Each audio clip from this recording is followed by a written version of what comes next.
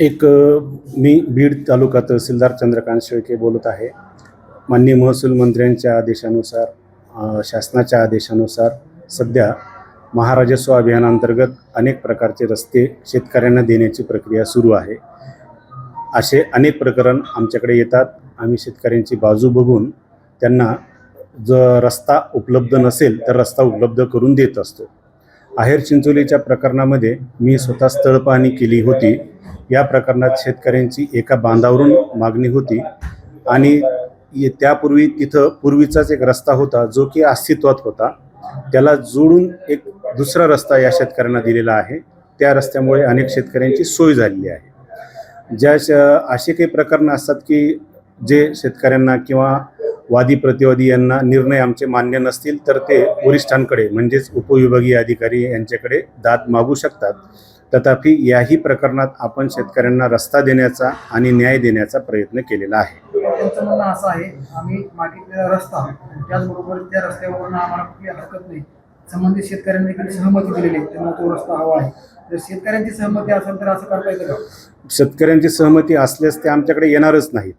असं होऊ शकत नाही. सहमती असताना सर्वजण जा असं म्हणतायत तरी पण आमच्याकडे तहसीलदारांकडे येण्याची गरजच काय? मग त्यांनी परस्पर रस्ता सुरू करून घ्यायला पाहिजे होता.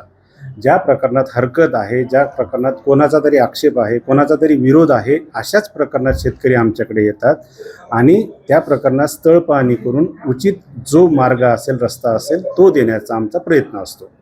ज्या शेतकऱ्यांनी असं म्हटलेलं आहे की रेकॉर्डली रस्ता आहे, रेकॉर्डली रस्ता असताना देखील आम्हाला तो दिला जात नाही. तर एकीकडे पाहायला गेलं तर महसूल मंत्री बावनकुळे साहेबांनी स्पष्ट म्हटलेलं आहे, जर कोणी असं करत असेल तर तत्काळ कारवाई करा. अगदी बरोबर आहे. जर रस्ता देऊनही जर कोणी अडवत असेल आणि जाऊ देण्यास विरोध करत असेल अशा प्रकरणात कारवाई करावी असे माननीय मंत्री महोदयांचे आदेश आहेत आणि तसे आम्ही कारवाया करतही असतो. स्वतः उभं राहून पोलिसांच्या मदतीने रस्ते काढून देत असतो. या प्रकरणात जो रस्ता उपलब्ध आहे, देण्यासारखा आहे, तो आम्ही दिलेला आहे. कृपया आपण स्वतः जाऊन तिथं स्थळ पाहणी करावी.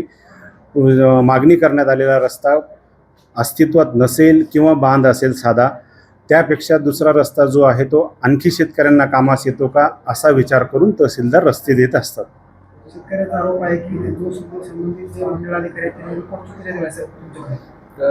तशी खात्री केल्या जाईल आणि त्यांनी अपिलात गेले आहेत अशी मला माहिती कळते. जर अपिलातून SDM लेव्हलवरून माझ्यापर्यंत पुन्हा केस आली तर पुन्हा एकदा पाहणी करण्यात येईल आणि निश्चितपणे त्यांच्यावर कोणत्याही प्रकारचा अन्याय होणार नाही याची काळजी घेतली जाईल.